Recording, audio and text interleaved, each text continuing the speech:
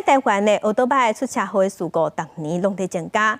根据审计部的报告内底，因认为主要是因为骑奥多巴的人无安全甲保护概念，嘛认为讲这考驾照考试的题目拢无解过。专家即马就建议讲，这部分爱整体做改善，包括考试、训练、考驾照，还有管理，拢爱做一个检讨。 崔友萌真细致将机车骑入考场，只要一个无注意，造成轮胎对着线，警报声就会响起来，随风扣分。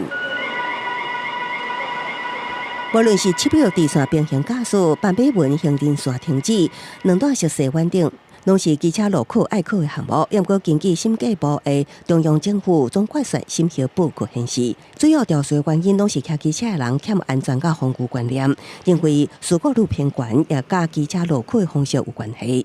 那进一步甲日本机车驾照测验场地考试项目一比较了后，更加显出台湾考照方式较简单。当中间转弯的部分吧，因为来回转的话，自己紧张的话还会转来转去，很怕就是会脚踩地。本来就会骑啊，对啊，蛮简单的。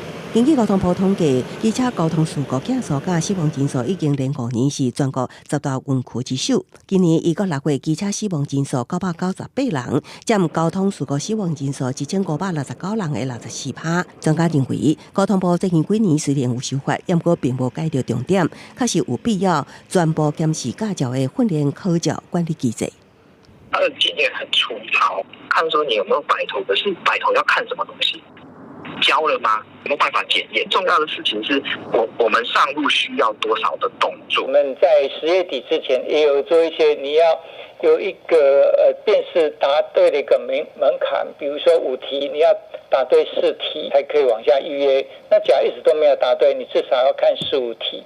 我们在城市设计里面增加它危险感知的一个意识。 公路总局表示，最近几年一直提升考照难度，机车考照通过率也逐年落加，已经为过去的6成到晚5年考照通过率只有48.49%。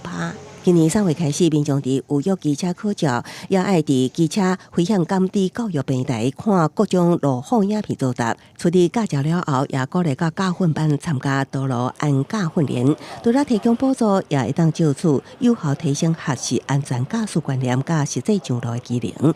记者综合报道。